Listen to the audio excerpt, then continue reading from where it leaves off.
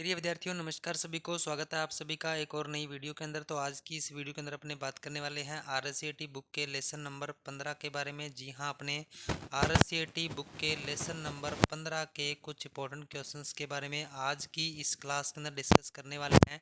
तो क्लास अपने काफ़ी इंपॉर्टेंट रहने वाली है और इस सीरीज के अंदर अपने सभी लेसन्स के जो इंपॉर्टेंट क्वेश्चंस हैं उनकी वीडियो हम आपके लिए लेकर आए हैं। तो वीडियो को ज़्यादा से ज़्यादा शेयर कर दीजिए और चैनल को अभी तक सब्सक्राइब नहीं किया है तो चैनल को भी ज़रूर से सब्सक्राइब कर लीजिए, क्योंकि आगामी होने वाली आरसीईटी परीक्षा के लिए ये जो क्लासें हैं वो आपके लिए काफ़ी इंपॉर्टेंट रहने वाली है। जो भी विद्यार्थी आगामी आरसीईटी परीक्षा देने वाला है या फिर जिन्होंने अभी आरसीईटी कोर्स के अंदर एडमिशन लिया है तो उन सभी के लिए जो क्लास है वो काफ़ी इंपॉर्टेंट रहने वाली है। तो क्लास को ज़्यादा से ज़्यादा शेयर भी कर दीजिए।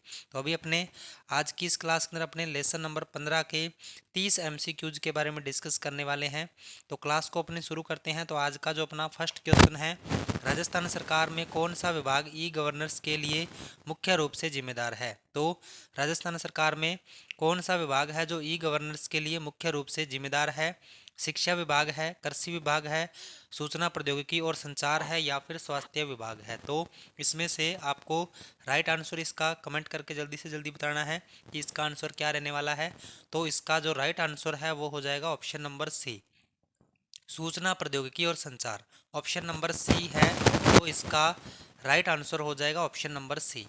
नेक्स्ट है, आयुष्मान योजना के तहत लाभार्थियों की पात्रता कैसे निर्धारित की जाती है? आयुष्मान योजना के तहत लाभार्थियों की पात्रता कैसे निर्धारित की जाती है? तो ये आपको बताना है केवल आय के आधार पर या फिर केवल उम्र के आधार पर, सामाजिक आर्थिक कारकों के एक संयोजन के आधार पर या फिर यादृच्छिक चयन पर। तो इसमें से आपको बताना है कि आयुष्मान योजना के तहत लाभार्थियों की पात्रता कैसे निर्धारित की जाती है। तो इसका जो राइट आंसर है वो हो जाएगा ऑप्शन नंबर सी, यानी सामाजिक आर्थिक कारकों के एक संयोजन के आधार पर। ऑप्शन नंबर सी है वो इसका राइट आंसर हो जाएगा ऑप्शन नंबर सी। नेक्स्ट है, राजस्थान संपर्क मोबाइल एप्लीकेशन की क्या भूमिका है? राजस्थान संपर्क मोबाइल एप्लीकेशन की क्या भूमिका है?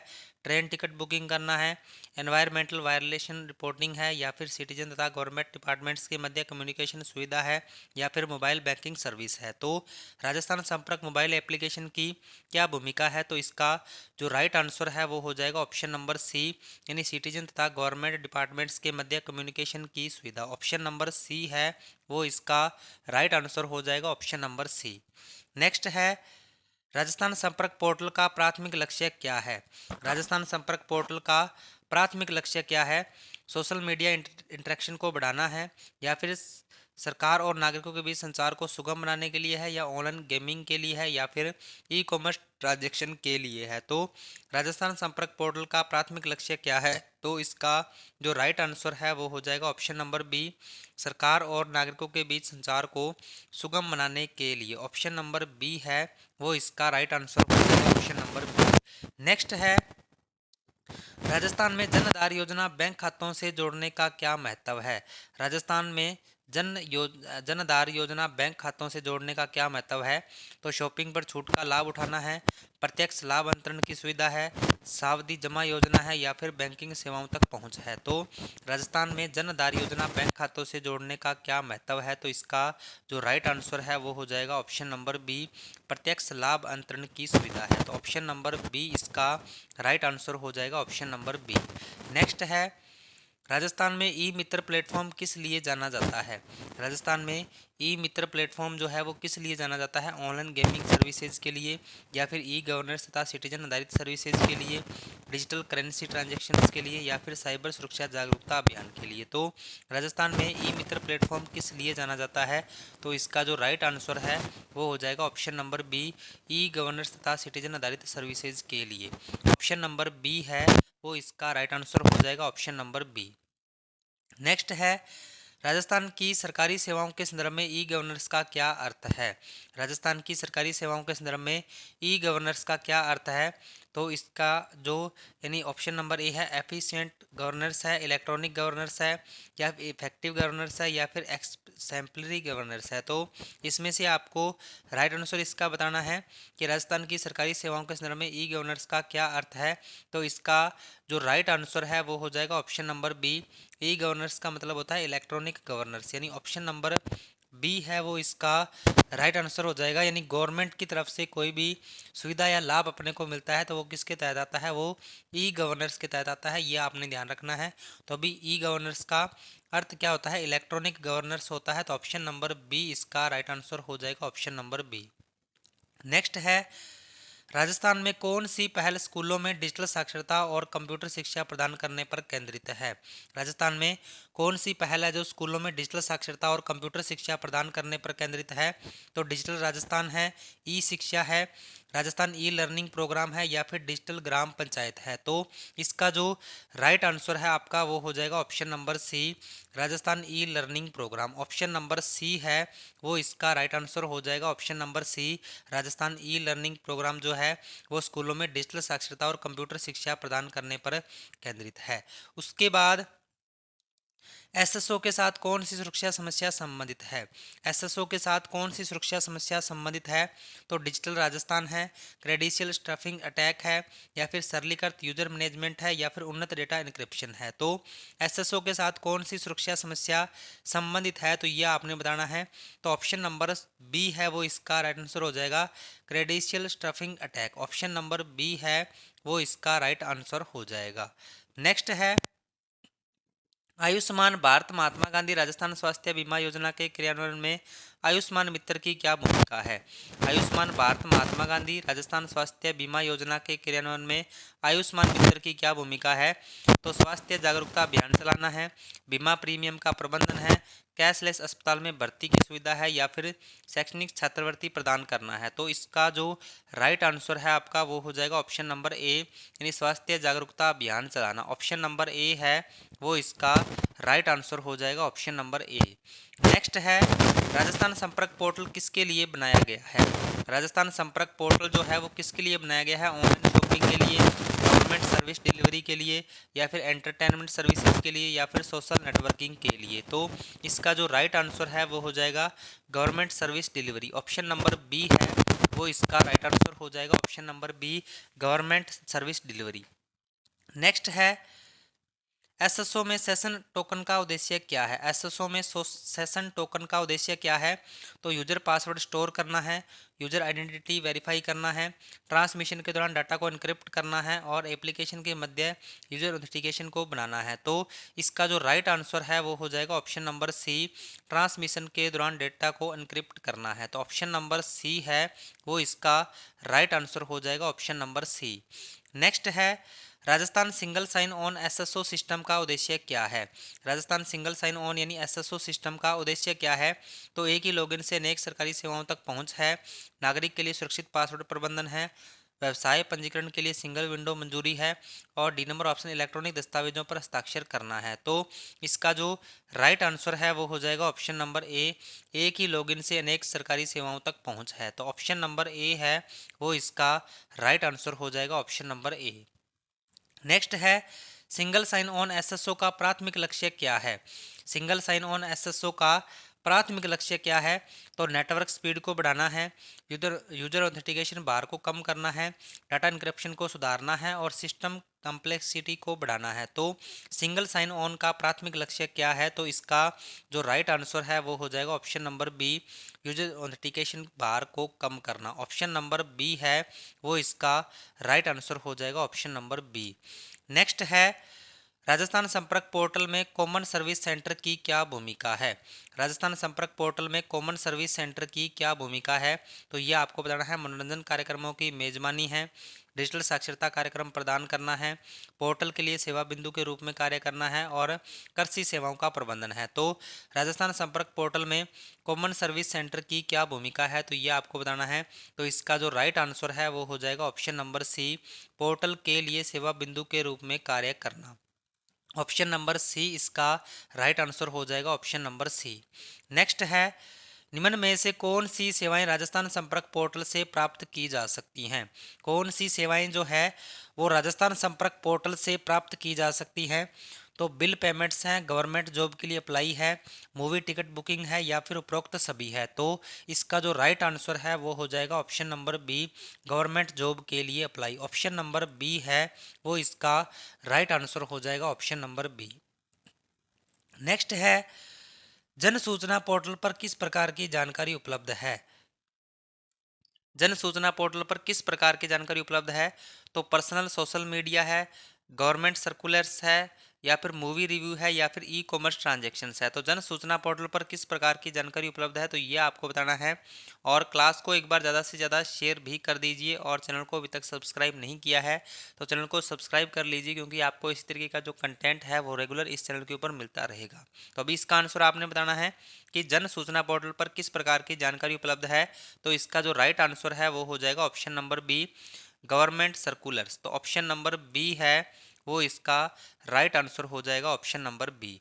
नेक्स्ट है, आयुष्मान भारत महात्मा गांधी राजस्थान स्वास्थ्य बीमा योजना का प्राथमिक उद्देश्य क्या है? आयुष्मान भारत महात्मा गांधी राजस्थान स्वास्थ्य बीमा योजना का प्राथमिक उद्देश्य क्या है? तो वित्तीय समावेश है, यूनिवर्सल हेल्थ केयर कवरेज है, डिजिटल साक्षरता है, या फिर कृषि सब्सिडी है। तो इसका जो राइट आंसर है आपका वो हो जाएगा option number B, universal health care coverage. Option number B है वो इसका राइट आंसर हो जाएगा, ऑप्शन नंबर बी। नेक्स्ट है, राजस्थान में जन आधार कार्ड का उपयोग करके किन सेवाओं का लाभ उठाया जा सकता है? राजस्थान में जन आधार कार्ड का उपयोग करके किन सेवाओं का लाभ उठाया जा सकता है? तो पब्लिक ट्रांसपोर्ट बुकिंग है, पीडीएस राशन डिस्ट्रीब्यूशन है, या फिर ऑनलाइन वोटिंग है, या फिर मोबाइल रिचार्ज है। तो राजस्थान में जन आधार कार्ड का उपयोग करके किन सेवाओं का लाभ उठाया जा सकता है? तो इसका राइट आंसर आपका हो जाएगा ऑप्शन नंबर बी, ई पीडीएस राशन डिस्ट्रीब्यूशन, यानी ई पब्लिक डिस्ट्रीब्यूशन सिस्टम जिसको बोला जाता है। तो ऑप्शन नंबर बी है वो इसका राइट आंसर हो जाएगा, ऑप्शन नंबर बी, यानी पीडीएस राशन डिस्ट्रीब्यूशन। उसके बाद नेक्स्ट है, राजस्थान जन आधार योजना राजस्थान की डिजिटल शासन पहल में कैसे योगदान देती है? राजस्थान जन आधार योजना राजस्थान की डिजिटल शासन पहल में कैसे योगदान देती है? तो पारंपरिक दस्तावेजीकरण को बढ़ावा देकर, भौतिक सत्यापन की आवश्यकता को कम करके, सी नंबर ऑप्शन है नगद लेन देन को प्रोत्साहित करके, और डी नंबर ऑप्शन है सरकारी सेवाओं तक पहुंच सीमित करके। तो इसका जो राइट आंसर है वो हो जाएगा ऑप्शन नंबर बी, यानी भौतिक सत्यापन की आवश्यकता को कम करके। ऑप्शन नंबर बी है वो इसका राइट आंसर हो जाएगा, ऑप्शन नंबर बी। नेक्स्ट है, राजस्थान में जन आधार योजना का प्राथमिक उद्देश्य क्या है? राजस्थान में जन आधार योजना का प्राथमिक उद्देश्य क्या है? तो वित्तीय समावेश है, स्वास्थ्य देखभाल सेवाएं हैं, शैक्षिक सशक्तिकरण है, या फिर डिजिटल साक्षरता है। तो राजस्थान में जन आधार योजना का प्राथमिक उद्देश्य क्या है? तो इसका राइट आंसर आपका हो जाएगा ऑप्शन नंबर ए, यानी वित्तीय समावेश। ऑप्शन नंबर ए है वो इसका राइट आंसर हो जाएगा, ऑप्शन नंबर ए। नेक्स्ट है, राजस्थान संपर्क पोर्टल का उद्देश्य क्या है? राजस्थान में राजस्थान संपर्क पोर्टल का उद्देश्य क्या है? तो ये आपको बताना है।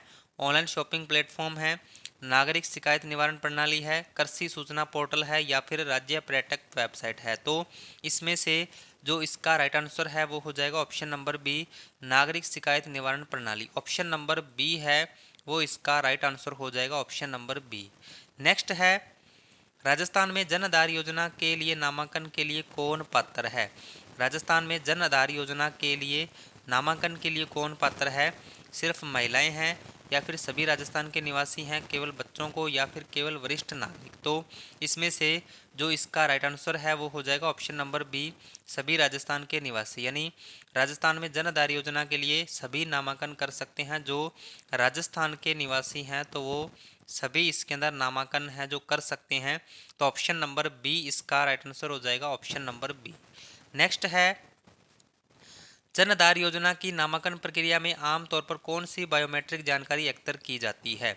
जन आधार योजना की नामांकन प्रक्रिया में आमतौर पर कौन सी बायोमेट्रिक जानकारी एकत्र की जाती है? तो आइरिस स्कैन तथा फिंगरप्रिंट है, या फिर वॉइस प्रिंट है, फेशियल रिकॉग्निशन है, या फिर रेटिना स्कैन है। तो इसमें से जो इसका राइट आंसर है वो हो जाएगा option number A, iris scan तथा फिंगरप्रिंट। ऑप्शन नंबर ए है वो इसका राइट आंसर हो जाएगा, ऑप्शन नंबर ए। नेक्स्ट है, ई मित्र के तहत नागरिक किन सेवाओं को ऑनलाइन एक्सेस कर सकते हैं? ई मित्र के तहत नागरिक किन सेवाओं को ऑनलाइन एक्सेस कर सकते हैं?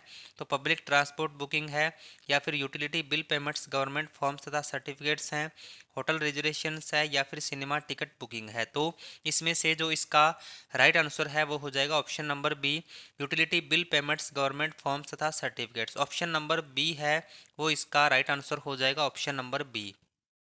नेक्स्ट है, निम्नलिखित में से कौन सी राजस्थान संपर्क पोर्टल की विशेषता नहीं है? कौन सी राजस्थान संपर्क पोर्टल की विशेषता नहीं है? तो रियल टाइम एप्लीकेशन ट्रैकिंग है, ऑनलाइन अपॉइंटमेंट बुकिंग है, फिजिकल डॉक्यूमेंट सबमिशन है, या फिर वीडियो स्ट्रीमिंग सर्विसेज है। तो इसमें से जो इसका राइट आंसर है वो हो जाएगा option number C, physical document submission. तो ऑप्शन नंबर सी इसका राइट आंसर हो जाएगा, ऑप्शन नंबर सी। नेक्स्ट है, जन आधार योजना के अंतर्गत व्यक्तियों को किस प्रकार की पहचान प्रदान की जाती है? जन आधार योजना के अंतर्गत व्यक्तियों को किस प्रकार की पहचान जो है वो प्रदान की जाती है? तो यूनिक आइडेंटिफिकेशन नंबर है, जन आधार कार्ड है, डिजिटल आइडेंटिटी सर्टिफिकेट है, या फिर आधार पासपोर्ट है। तो इसमें से जो इसका राइट आंसर है वो हो जाएगा option number B, Jan Aadhaar card. Option number B है वो इसका राइट आंसर हो जाएगा। नेक्स्ट है, ई मित्र क्या है? ई मित्र क्या है? तो इलेक्ट्रॉनिक मनी ट्रांसफ़र है, इलेक्ट्रॉनिक माइग्रेशन ऑफ ट्रांजैक्शन है, electronic market place for transaction है, या फिर electronic mission for transparent and responsive administration है। तो इसमें से जो ई मित्र क्या है तो ये आपको बताना है। तो इसका जो राइट आंसर है वो हो जाएगा option number D, electronic mission for transparent and responsive administration. तो ऑप्शन नंबर डी इसका राइट आंसर है वो हो जाएगा। यानी ई मित्र की जो फुल फॉर्म होती है यानी electronic mission for transparent and responsive administration होती है। तो ऑप्शन नंबर डी इसका राइट आंसर हो जाएगा। नेक्स्ट है, ई मित्र नागरिकों को विभिन्न सरकारी सेवाओं तक एकल बिंदु पहुंच प्रदान करता है। यानी ई मित्र नागरिकों को विभिन्न सरकारी सेवाओं तक एकल बिंदु पहुंच प्रदान करता है। तो मोबाइल ऐप्स है, सोशल मीडिया प्लेटफॉर्म है, फिजिकल सर्विस सेंटर्स है, या फिर रेडियो ब्रॉडकास्ट है। तो इसमें से जो इसका राइट आंसर है वो हो जाएगा option number C, physical service centres. Option number C है वो इसका राइट आंसर हो जाएगा, ऑप्शन नंबर सी। नेक्स्ट है, सिंगल साइन ऑन के बारे में कौन सा कथन सत्य है? सिंगल साइन ऑन के बारे में कौन सा कथन सत्य है? तो ऑप्शन नंबर ए है, उपयोगकर्ताओं को प्रत्येक एप्लीकेशन के लिए अलग अलग क्रेडेंशियल की आवश्यकता होती है। बी नंबर ऑप्शन है, एकाधिक एप्लीकेशन तक पहुंचने के लिए उपयोगकर्ताओं को केवल एक बार लॉगिन करना होगा। और सी नंबर ऑप्शन है, एसएसओ का मुख्य उपयोग मुख्य रूप से सुरक्षित फाइल स्थानांतरण के लिए किया जाता है और एसएसओ एक डिवाइस तक सीमित है। तो इसमें से आपको राइट आंसर बताना है। तो ऑप्शन नंबर बी है वो इसका राइट आंसर हो जाएगा, एकाधिक एप्लीकेशन तक पहुंचने के लिए उपयोगकर्ताओं को केवल एक बार लॉगिन करना होगा। तो ऑप्शन नंबर बी है वो इसका राइट आंसर हो जाएगा। तो ये थे आज के अपने लेसन नंबर 15 के कुछ इंपॉर्टेंट क्वेश्चंस। आज की इस क्लास के अंदर अपने लेसन नंबर 15 के यानी 30 एमसीक्यूज के बारे में डिस्कस किया है। तो क्लास आपको कैसी लगी इसका फीडबैक आपने कमेंट में जरूर से बताना है। और इससे पहले अपने 14 लेसन के इंपॉर्टेंट क्वेश्चंस की वीडियो इस चैनल के ऊपर अपलोड कर दी हैं। तो अगर आपने उनको नहीं देखा है तो चैनल पर विजिट करके आप हमारी उन वीडियोज़ को देख सकते हो, क्योंकि ये जो वीडियोज़ हम आपके लिए लेकर आ रहे हैं ये आगामी होने वाली RSCT परीक्षा के लिए काफ़ी इंपॉर्टेंट रहने वाली है। जो भी विद्यार्थी आगामी होने वाली RSCT परीक्षा देना चाहता है या फिर जिन्होंने अभी RSCT कोर्स के अंदर एडमिशन लिया है तो उन सभी के लिए जो क्लास है वो काफ़ी इंपॉर्टेंट रहने वाली है। तो क्लास को ज़्यादा से ज़्यादा शेयर कर दीजिए और चैनल को अभी तक सब्सक्राइब नहीं किया है तो चैनल को भी जरूर से सब्सक्राइब कर लीजिए। तो अभी अपने मिलते हैं नेक्स्ट वीडियो में कुछ नए इंपॉर्टेंट क्वेश्चंस के साथ। तब तक के लिए जय हिंद, जय भारत।